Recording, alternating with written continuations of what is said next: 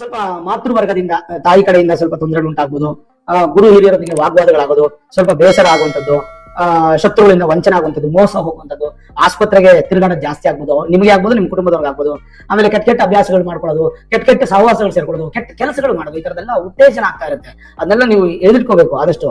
ಜೊತೆಗೆ ಮಾತಿನಿಂದ ಸಹ ಸ್ವಲ್ಪ ವಿವಾದಗಳು ಉಂಟಾಗುವಂತಹ ಸಾಧ್ಯತೆಗಳು ಹೆಚ್ಚಾಗಿದೆ. ಕುಂಭರಾಶಿ ಗುರು ಗೋಚಾರ ಫಲ ಹೇಗಿದೆ ಅನ್ನುವಂಥದ್ದನ್ನ ಈ ವಿಡಿಯೋ ನೋಡೋಣ. ಬಹಳಷ್ಟು ಜನ ಕುಂಭರಾಶಿಗೆ ಗುರುಬಲ ಹೋಗ್ತಾ ಇದೆ, ಮುಗಿದೋಯ್ತು ಕುಂಭರಾಶಿಯ ಅದೃಷ್ಟ, ಹೀಗೆಲ್ಲ ಭಯ ಪಡಿಸ್ತಾ ಇದ್ದಾರೆ. ಆದ್ರೆ ಭಯ ಪಡೋ ಅವಶ್ಯಕತೆ ಇಲ್ಲ. ಯಾಕೆ ಅಂತಂದ್ರೆ ನೋಡಿ, ಗುರುವಿನ ಬದಲಾವಣೆ ಈ ವರ್ಷ 12 ರಾಶಿಯವರೆಗೂ ಒಳ್ಳೆ ಫಲನೇ. ಯಾಕಂದ್ರೆ ಗುರು ಹೋಗ್ತಾ ಇರೋದೇ ಉಚ್ಚ ಸ್ಥಾನಕ್ಕೆ. ಏನು ಗುರು ದೃಷ್ಟಿ ಕುಂಭರಾಶಿಯವ್ರ ಮೇಲೆ ಇರಲ್ಲ, ಅಷ್ಟೇ ಬಿಟ್ರೆ ಬೇರೆ ಏನು ಭಯ ಪಡೋ ಅವಶ್ಯಕತೆ ಇಲ್ಲ. ಆದ್ರೂ ಗುರು ಬಲ ಅನ್ನೋಂಥದ್ದು ಇಲ್ಲ ಅನ್ನೋಂಥ ಸತ್ಯ. ಹಾಗಾದ್ರೆ ಕುಂಭರಾಶಿಯವರು ಕೆಟ್ಟದ್ದಾಗುತ್ತಾ? ಕಳೆದ 1 ವರ್ಷದಿಂದ ಕುಂಭರಾಶಿಯವರಿಗೆ ಗುರುಬಲ ಬಂದು ಒಂದು ಉನ್ನತವಾದಂತಹ ಸ್ಥಾನಮಾನ, ಗೌರವ, ಒಂದು ಹಂತಕ್ಕೆ ಒಂದು ಸ್ವಲ್ಪ ಅಭಿವೃದ್ಧಿ ಎಲ್ಲವನ್ನ ಕಾಣ್ತಾ ಬಂದ್ರಿ. ಯಾಕಂದ್ರೆ ಗುರುವಿನ 9ನೇ ಮನೆ ದೃಷ್ಟಿ ಅನ್ನುವಂಥದ್ದು ಕುಂಭರಾಶಿಯವರ ಮೇಲೆ ಬಿದ್ದಿತ್ತು.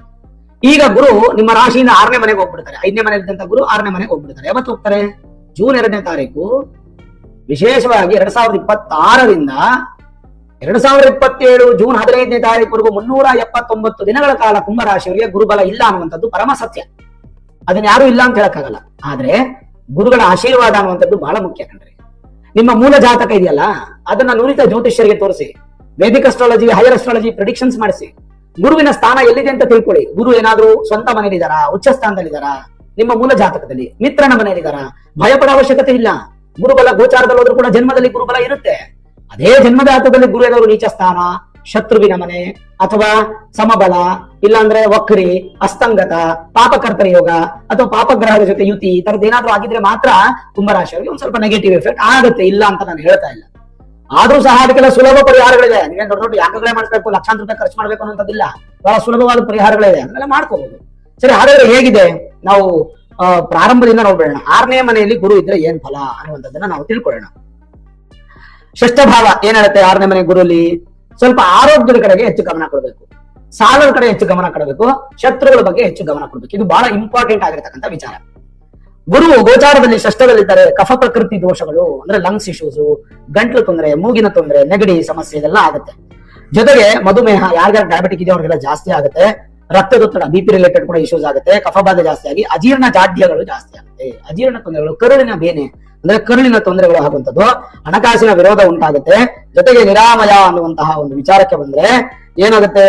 ಸ್ವಲ್ಪ ಮಟ್ಟಿಗೆ ಸಾಲಗಳನ್ನ ಹೆಚ್ಚು ಮಾಡುವಂತ ಸಾಧ್ಯತೆ. ಸಾಲ ಬಾಧೆಗೆ ನೀವು ಋಣವಾಗ್ಬಿಡ್ತೀರಾ. ಹಾಗಾಗಿ ಸಾಧ್ಯವಾದಷ್ಟು ಸಾಲ ಬಾಧೆನ ಕಡಿಮೆ ಮಾಡ್ಕೋಬೇಕು.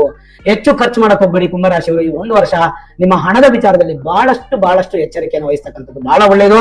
ಇದು ನಾನು ನಿಮಗೆ ತುಂಬಾ ಇಂಪಾರ್ಟೆಂಟ್ ಆಗಿ ಹೇಳ್ತೀನಿ. ಜೊತೆಗೆ ಅತ್ಯಧಿಕ ಶತ್ರುಗಳು, ನಿಮ್ಮ ಆತ್ಮೀಯವಾದಂತ ಮಿತ್ರರೇ ನಿಮಗೆ ಶತ್ರುಗಳಾಗುವಂತ ಸಾಧ್ಯತೆಗಳಿರುತ್ತೆ. ಅದೆಲ್ಲ ಗಮನದಲ್ಲಿ ಇಟ್ಕೊಳ್ಳಿ. ಜೊತೆಗೆ ಏನಪ್ಪಾ ಅಂತಂದ್ರೆ ಸ್ವಲ್ಪ ರಕ್ತ ಪ್ಯೂರಿಫೈ ಮಾಡ್ಕೊಳ್ಳಿ. ಒಂದ್ ಸ್ವಲ್ಪ ಮನೆ ಊಟನೇ ಜಾಸ್ತಿ ಮಾಡಿ, ಹೊರಗಡೆ ಊಟ ಮಾಡಬೇಡಿ. ಆರೋಗ್ಯದಲ್ಲಿ ತೊಂದರೆ ಆಗುವಂತ ಸಾಧ್ಯತೆಗಳು ಜಾಸ್ತಿನೇ ಕಾಣುತ್ತೆ. ಇನ್ನು ಇದೆಲ್ಲ ನೋಡಿ, ಋಣ ಅಂದ್ರೆ ಒಂದು ಸಾಲ, ಇನ್ನೊಂದು ರೋಗ, ಇನ್ನೊಂದು ಶತ್ರು, ಈ 3 ಕಡೆಗೆ ನೀವು ಗಮನ ಕೊಟ್ಟರೆ ಸಾಕು. ಬೇರೆ ಯಾವುದೇ ಸಮಸ್ಯೆಗಳು ಆಗೋದಿಲ್ಲ. ಬಟ್ ಸಾಲ ಅಂತೂ ಖಂಡಿತ ಮಾಡಬೇಡಿ. ಕಂಜೂಸ್ ಅಂದ್ರೆ ಕಂಜೂಸ್ ಆಗ್ಬಿಡ್ಬೇಕು. ಕುಂಭರಾಶಿಯವರು 1 ರೂಪಾಯಿ ಖರ್ಚು ಮಾಡ್ಬೇಕಾದ್ರೆ ಯೋಚನೆ ಮಾಡಿ. ಬೈಕೊಂಡ್ರು ಪರವಾಗಿಲ್ಲ, ಜನ ಇವಳೇನಪ್ಪ ಇಷ್ಟೊಂದು ಕಂಜೂಸು, ಇವಳೇನಪ್ಪ ಇಷ್ಟೊಂದು ಕಂಜೂಸು, ಖರ್ಚೇ ಮಾಡಲ್ಲ, ಪರವಾಗಿಲ್ಲ, ಬೈಕೊಂಡ್ರು ಪರವಾಗಿಲ್ಲ. ಹಣ ಅವಶ್ಯಕತೆ ಕುಂಭರಾಶಿಯವರಿಗೆ ತುಂಬಾ ಇಂಪಾರ್ಟೆಂಟ್ ಆಗುತ್ತೆ ಜೂನ್ 2ನೇ ತಾರೀಕು ನಂತರ. ಹಾಗಾಗಿ ಸಾಧ್ಯವಾದಷ್ಟು ದುಡ್ಡನ್ನ ಹೆಚ್ಚು ಖರ್ಚು ಮಾಡದೆ ಒಂದ್ ಸ್ವಲ್ಪ ಬ್ಯಾಲೆನ್ಸ್ ಮಾಡಿ. ಇನ್ನು ದ್ವಿತೀಯಾಧಿಪತಿ ಷಷ್ಠದಲ್ಲಿದ್ರೆ ಏನು ಫಲ ಅನ್ನುವಂಥದ್ದು ಹೇಳುತ್ತೆ. ಧನೇಶೇ ರಿಪುಭಾವಸ್ತೆ ಸಶುಭೆ ಶತ್ರುಶೋ ಧನಂ ಸಪಾಪೆ ಶತ್ರುಶೋ ಹಾನಿ ಜಂಘ ವೈಕಲ್ಯವಾನ ಭವೇತ್ ಎನ್ನುವಂತೆ. ಗುರು ಅಶುಭನಾದರೆ ಮಾತ್ರ ನೆಗೆಟಿವ್ ಆಗುತ್ತೆ. ಶುಭನಾಗಿದ್ದಾನೆ, ಯಾಕಂದ್ರೆ ಅವನು ಉಚ್ಚ ಸ್ಥಾನದಲ್ಲಿರ್ತಾನೆ. ಗುರು ಭಗವಂತ ಉಚ್ಚ ಸ್ಥಾನದಲ್ಲಿರ್ತಾನೆ. ನೋಡಿ, ನಾವು ಭಗವಂತನನ್ನು ಹೇಗೆ ಕರಿತೀರಿ? ಅವನು ಹೋಗು ಬಾ, ಅವನಿಗಾನೆ ನೋಡ್ಕೋತಾನೆ, ಹೀಗೆ ನಾವು ಮಾತಾಡ್ತೀವಲ್ವಾ. ಭಗವಂತನ ಜೊತೆ ನಾವು ಎಷ್ಟು ಆತ್ಮೀಯತೆನೆ ಹೊಂದಿದೀವಿ. ಅದೇ ನಮ್ಮ ಹಿರಿಯರು ಗುರುಗಳನ್ನ ಬನ್ನಿ ಹೋಗಿ ಅಂತ ಕರಿತೀವಿ ಅಲ್ವಾ. ಭಗವಂತನ ಹತ್ರ ಎಷ್ಟು ಏಕವಚನದಲ್ಲಿ ಮಾತಾಡ್ಕೋತೀವಿ ನಾವು. ಅವನಿದಾನೆ, ಆ ಪರಮೇಶ್ವರ ಇದ್ದಾನೆ, ಆ ಮಹಾವಿಷ್ಣು ಇದ್ದಾನೆ, ಅವ್ನ ಕಾಲಭೈರವ ನೋಡ್ಕೋತಾನೆ, ಆ ತಾಯಿ ನೋಡ್ಕೋತಾಳೆ. ಹೀಗೆ ಏಕವಚನದಲ್ಲಿ ಮಾತಾಡ್ತೀವಿ ನಾವು. ಅಂದ್ರೆ ಸಾಮರಸ್ಯ ಸಂಬಂಧ ಭಗವಂತನಿಗೆ ಮತ್ತೆ ಭಕ್ತರಿಗೆ ನಮ್ಗೆ ಎಷ್ಟು ಚೆನ್ನಾಗಿದೆ ಅಂತ ತಿಳಿಬಹುದು. ಸರಿ, ಹಾಗಾದ್ರೆ ಏನಪ್ಪಾ, ಸ್ವಲ್ಪ ಮಾತೃವರ್ಗದಿಂದ ತಾಯಿ ಕಡೆಯಿಂದ ಸ್ವಲ್ಪ ತೊಂದರೆಗಳು ಉಂಟಾಗ್ಬೋದು.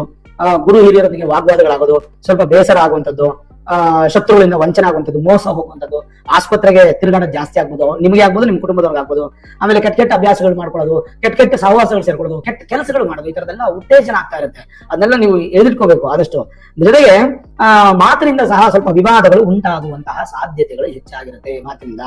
ಇನ್ನು 11ನೇ ಮನೆ ಅಧಿಪತಿನೂ ಕೂಡ ನಿಮಗೆ ಗುರುನೇ, 11th ಹೌಸ್ ನಿಮಗೆ ಅಧಿಪತಿ ಗುರುನೇ. ಆದ್ರಿಂದ 11ನೇ ಮನೆ ಅಧಿಪತಿ 6ನೇ ಮನೆಯಲ್ಲಿದ್ರೆ ಏನು, ಲಾಭಾಧಿಪತಿಯು ಕುಂಭರಾಶಿಯವರಿಗೆ ಗೋಚಾರದಲ್ಲಿ 6ನೇ ಮನೆ ಇದ್ದಾಗ ಜಾತೋ ರೋಗ ಸಮನ್ವಿತ ಶತ್ರುಭಿ ಪರಪೀಡಿತ ಎನ್ನುವಂತೆ ರೋಗಗಳ ಎಲ್ಲ ಅದೇ ಹೇಳುತ್ತೆ ನೋಡಿ. ರೋಗ, ಆರೋಗ್ಯದ ಕಡೆ ಗಮನ ಕೊಡಿ ಕುಂಭರಾಶಿಯವರು.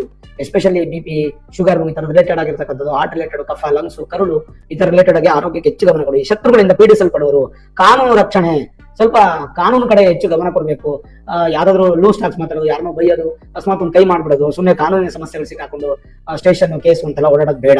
ವೈದ್ಯಕೀಯ ವೃತ್ತಿಯಲ್ಲಿ ಮಾತ್ರ ಧನಾರ್ಜನೆ ಜಾಸ್ತಿ. ಯಾರ್ಯಾರು MBBS ಸ್ಟೂಡೆಂಟ್ಸ್ ಇದಾರೆ, MBBS ಓದ್ಬಿಟ್ಟು MD ಮಾಡ್ಕೊಂಡು ವೈದ್ಯರಾಗಿದ್ದೀರಾ, ಹಾಸ್ಪಿಟಲ್ ಕ್ಲಿನಿಕ್ ನಡೆಸ್ತಾ ಇದೀರಾ, ಲ್ಯಾಬ್, ಮೆಡಿಕಲ್ ಶಾಪ್ ನಡೆಸ್ತಾ ಇದೀರಾ ಅಂತವ್ರಿಗೆ ವೈದ್ಯದಲ್ಲಿರತಕ್ಕಂಥವ್ರು ಮಾತ್ರ ತುಂಬಾ ಚೆನ್ನಾಗಿರುತ್ತೆ. ಸ್ವಲ್ಪ ಅನುಚಿತ ಕಲಹಗಳು, ಸುಮ್ಮನೆ ಕಲಹಗಳು, ಜಗಳಗಳಾಗುತ್ತೆ. ಋಣಗಳಿಂದ ಪೀಡಿಸಲ್ಪಡುವವರು ಅಂದ್ರೆ ಸಾಲದಿಂದ ಹೆಚ್ಚು ಹಿಂಸೆ ಪಡ್ಕೋತೀರಾ. ಸ್ವಯಂ ವಿಧ್ವಂಸಕ, ನಿಮ್ಮನ್ನ ನೀವೇ ಹಾಳು ಮಾಡ್ಕೋತೀರಾ. ನಾನು ಅದಕ್ಕೆ ಆಗ್ಲೇ ಹೇಳಿದ್ದು, ದುಡ್ಡನ್ನ ಮಾತ್ರ ವೇಸ್ಟ್ ಮಾಡಬೇಡಿ. ಸ್ವಲ್ಪ ಮತ್ತೆ ಈ ಅಕ್ರಮ ದಂಧೆಗಳು ಇದೆಲ್ಲ ಮಾಡುವಂತ ಸಾಧ್ಯತೆ ಯಾವುದಕ್ಕೂ ಕೈ ಹಾಕಕ್ ಹೋಗ್ಬೇಡಿ. ಅದು ತುಂಬಾ ಇಂಪಾರ್ಟೆಂಟ್. ಸಾಧ್ಯವಾದಷ್ಟು ಸ್ವಲ್ಪ ಬ್ಯಾಲೆನ್ಸ್ ಮಾಡುವಂಥದ್ದು ಕುಂಭರಾಶಿಯವರಿಗೆ ಬಹಳ ಅಗತ್ಯವಾಗಿರ್ತಕ್ಕಂಥದ್ದು. ಇನ್ನು 6ನೇ ಮನೆಯಲ್ಲಿ ಗುರು ಇದ್ದಾಗ ಏನ್ ಫಲ, ನೆಗೆಟಿವ್ ಫಲ ಏನು, ಪಾಸಿಟಿವ್ ಫಲ ಏನು, ಅದನ್ನ ನಾವು ಒಂದ್ಸಲ ನೋಡ್ಬಿಟ್ಟು ಆಮೇಲೆ ಪರಿಹಾರದ ಬಗ್ಗೆ ಚಿಂತನೆ ಮಾಡೋಣ. ಸರಿ, ಗುರು ಈಗ 6ನೇ ಮನೆಯಲ್ಲಿ ಇದ್ರೆ ಏನು ಫಲ ಅಂತಂದ್ರೆ ವ್ಯಾಧಿಗ್ರಸ್ತರು, ಮತ್ತೆ ನಿಮ್ಮ ಸೇವಕರಿಂದ ನಿಮಗೆ ತೊಂದರೆ ಆಗುವಂಥದ್ದು, ಕೆಲಸದವರಿಂದ ಸ್ವಲ್ಪ ಬೇಸರ ಆಗುವಂಥದ್ದು, ಶತ್ರುತ್ವ, ಮತ್ತೆ ಧೈರ್ಯ ಹೆಚ್ಚಾಗಿ ಸಿಗುತ್ತೆ. ಅದು ತುಂಬಾ ಇಂಪಾರ್ಟೆಂಟ್. ಶೀಘ್ರ ಕೋಪಿಗಳು, ಕೋಪ ಜಾಸ್ತಿ ಮಾಡ್ಕೋಬಾರದು, ಆದಷ್ಟು ಮೆಡಿಟೇಷನ್ ಮಾಡ್ಬೇಕು ಕುಂಭರಾಶಿಯವರು. ಖಂಡಿತವಾಗ್ಲೂ ನೀವು ಯಾವ್ದಾದ್ರು ಗುರುಗಳ ಮೂಲಕ್ಷೇತ್ರ ದರ್ಶನ ಮಾಡ್ಬೇಕು. ಗಾಣಿಗಾಪುರ, ಮಂತ್ರಾಲಯ, ಅಥವಾ ಶಿರಡಿ, ಶೃಂಗೇರಿ, ಈ ತರ ಗುರುಗಳ ಮೂಲಕ್ಷೇತ್ರಗಳ ದರ್ಶನ ಮಾಡುವಂಥದ್ದು ಬಹಳ ಇಂಪಾರ್ಟೆಂಟ್ ಆಗುತ್ತೆ. ಬೇರೆಯವರ ವೃದ್ಧಿಯನ್ನ ಅಸೂಯೆ ಪಡುವಂತಹ ಪರಿಸ್ಥಿತಿಗಳು ಬರುತ್ತೆ, ಖಂಡಿತ ಪಡಕ್ ಹೋಗ್ಬೇಡಿ. ಭೂಮಿ, ಆಸ್ತಿ, ಸೈಟು, ಹೊಲ, ಗದ್ದೆ ಈ ವಿಚಾರದಲ್ಲಿ ಸ್ವಲ್ಪ ಜಗಳಗಳು, ವ್ಯಾಜ್ಯಗಳು ಬರುವಂತದ್ದು. ನಿಮ್ಮ ಜೊತೆಗಿರೋರೇ ನಿಮ್ಗೆ ಚೂರಿ ಹಾಕುವಂತ ಸಾಧ್ಯತೆ. ಯಾರನ್ನೂ ನಂಬಕ್ ಹೋಗ್ಬೇಡಿ. ನಂಬಿಕೆ ಇಂಪಾರ್ಟೆಂಟ್, ಎಲ್ಲರನ್ನೂ ನಂಬಬೇಕು, ನಂಬಿಕೆಯಲ್ಲೇ ಜೀವನ. ಬಟ್ ಎಷ್ಟು ಮಟ್ಟಿಗೆ ನಂಬಬೇಕು ಅಷ್ಟು ಮಟ್ಟಿಗೆ ಮಾತ್ರ ನಂಬಿ, ಅದಕ್ಕಿಂತ ಹೆಚ್ಚು ಮಾಡ್ಬೇಡಿ. ವಿವೇಕ ಶೂನ್ಯ ಅಂದ್ರೆ ಜನರಲ್ ನಾಲೆಜ್ ನಿಮಗೆ ಶೂನ್ಯ ಆಗ್ಬಿಡುತ್ತೆ, ನಿಮ್ಮದೇ ಒಂದು ದಾರಿ ಆಗ್ಬಿಡುತ್ತೆ. ದಾರಿಗೆ ಹೋಗೋದು ಬೇಡ, ಆದಷ್ಟು ಪ್ಲಾನ್ ಮಾಡಿ. ಮಕ್ಕಳ ಜೊತೆ ದ್ವೇಷ ಮಾಡ್ಕೋಬೇಡಿ, ಅದು ನಿಮ್ಗೆ ತುಂಬಾ ಇಂಪಾರ್ಟೆಂಟ್. ಮತ್ತೆ ಸ್ವಲ್ಪ ಮನೋರೋಗಿಗಳು, ಸ್ವಲ್ಪ ಮಾನಸಿಕ ರೋಗ ಉಂಟಾಗುವಂತ ಸಾಧ್ಯತೆಗಳಿರುತ್ತೆ. ಹಣ ಸುಮ್ಮನೆ ಖರ್ಚಾಗ್ತಾ ಇರುತ್ತೆ, ಸುಮ್ಮನೆ ವೇಸ್ಟ್ ಖರ್ಚುಗಳು ಮಾಡ್ತಿರ್ತೀರಾ, ಅದನ್ನ ಮಾಡಕ್ ಹೋಗ್ಬೇಡಿ. ಮತ್ತೆ ಯಾವುದೇ ಕಾರಣಕ್ಕೂ ಕೂಡ ಬೇರೆಯವರ ಹಣಕ್ಕೆ, ಬೇರೆಯವರ ವಸ್ತುಗೆ ಆಸೆ ಪಡ್ಲಿಕ್ಕೆ ಹೋಗ್ಬೇಡಿ. ಅದನ್ನ ಮಾಡೋದ್ರಿಂದ ಸ್ವಲ್ಪ ನಿಮ್ಗೆ ಕೆಟ್ಟ ಹೆಸರು ಉಂಟಾಗುವಂತ ಸಾಧ್ಯತೆ. ಜೊತೆಗೆ ಯಾರ್ಯಾರು ಈ ಅಡ್ವೊಕೇಟು, ಲಾ ಓದ್ತಾ ಇದ್ದೀರೋ ಅಥವಾ ಜರ್ನಲಿಸಂ ರಿಲೇಟೆಡ್ ಓದ್ತಾ ಇದ್ದೀರೋ ಅವ್ರಿಗೆಲ್ಲ ತುಂಬಾ ಚೆನ್ನಾಗಿರುತ್ತೆ. ಅದು ಬಿಟ್ಟು ಬೇರೆ ಯಾವ್ದು ಕೂಡ ನಿಮಗೆ ಅಷ್ಟೊಂದು ಅಭಿವೃದ್ಧಿ ಇಲ್ಲ. ಓವರಾಲ್ ನೋಡಿದಾಗ ನಮಗೆ ಸ್ವಲ್ಪ ಬೇಸರ ಆಗ್ತಿದೆ, ಎಲ್ಲ ಕೆಟ್ಟಿದೆ ಬರ್ತಾ ಇದೆ. ನಾನು ಇನ್ನೊಂದ್ಸಲ ಹೇಳ್ತೀನಿ, ಋಣ, ರೋಗ, ಶತ್ರು. ಋಣ ಅಂದ್ರೆ ಸಾಲ, ರೋಗ ಅಂದ್ರೆ ಆರೋಗ್ಯ ತೊಂದರೆ ಆಗೋದು, ಶತ್ರು ಉತ್ಪತ್ತಿ ಆಗೋದು. ಇದು ಮೂರನ್ನು ಬ್ಯಾಲೆನ್ಸ್ ಮಾಡಿದ್ರೆ ಸಾಕು. ಕಂಜೂಸ್ ಮಾಡಿ, ನೀವಾಯ್ತು ನಿಮ್ ಕೆಲಸ ಆಯ್ತು. ಆರೋಗ್ಯ ನೋಡ್ಕೊಳ್ಳಿ, ಮೆಡಿಟೇಷನ್ ಮಾಡಿ, ತುಂಬಾ ಇಂಪಾರ್ಟೆಂಟ್. ಗುರುಶಾಂತಿ ಖಂಡಿತವಾಗ್ಲು, ಕಡ್ಡಾಯವಾಗಲು ಅಗತ್ಯವಾಗಿ ಬೇಕು ನಿಮ್ಗೆ. ಗುರುಶಾಂತಿ ಮಹಾಯಾಗ ನೋಡಿ, ನಿಮ್ಮ ಊರಿನ ಸುತ್ತಮುತ್ತ ಎಲ್ಲಾದ್ರೂ ಗ್ರಾಮಗಳಲ್ಲೋ, ಸಿಟಿಯಲ್ಲೋ, ಎಲ್ಲಾದ್ರೂ ದೇವಸ್ಥಾನದಲ್ಲಿ ಜೂನ್ 2ನೇ ತಾರೀಕು ಗುರುಶಾಂತಿ ಮಹಾಯಾಗಗಳನ್ನ ಮಾಡ್ತಾ ಇರ್ತಾರೆ. ಅಲ್ಲಿ ಹೋಗಿ ನೀವು ಪಾರ್ಟಿಸಿಪೇಟ್ ಮಾಡಿ. ಒಂದು 500, 1000, 2000, 5000 ಡೇ ಅಮೌಂಟ್ ಫಿಕ್ಸ್ ಮಾಡಿರ್ತಾರೆ, ಅದನ್ನ ಕಟ್ಬಿಟ್ಟು ನೀವು ಅದನ್ನ ಪಾರ್ಟಿಸಿಪೇಟ್ ಮಾಡಿ. ನೋಡಿದ್ರಲ್ಲ ಈ ಒಂದು ಗುರು ಗೋಚಾರ ಫಲ ಹೇಗಿದೆ ಕುಂಭರಾಶಿಯವರಿಗೆ ಅಂತ. ಈ ವಿಡಿಯೋ ಇಷ್ಟ ಆಗಿದ್ರೆ ಲೈಕ್ ಮಾಡಿ, ಶೇರ್ ಮಾಡಿ, ಮುಖ್ಯವಾಗಿ ನಮ್ಮ ಚಾನೆಲ್ಗೆ ಸಬ್ಸ್ಕ್ರೈಬ್ ಮಾಡಿ, ಬೆಲ್ ಐಕಾನ್ ಅನ್ನ ಪ್ರೆಸ್ ಮಾಡಿ. ಸರ್ವೇ ಜನಾಃ ಸುಖಿನೋ ಭವಂತು, ಸಮಸ್ತ ಸನ್ಮಂಗಳಾನಿ ಭವಂತು.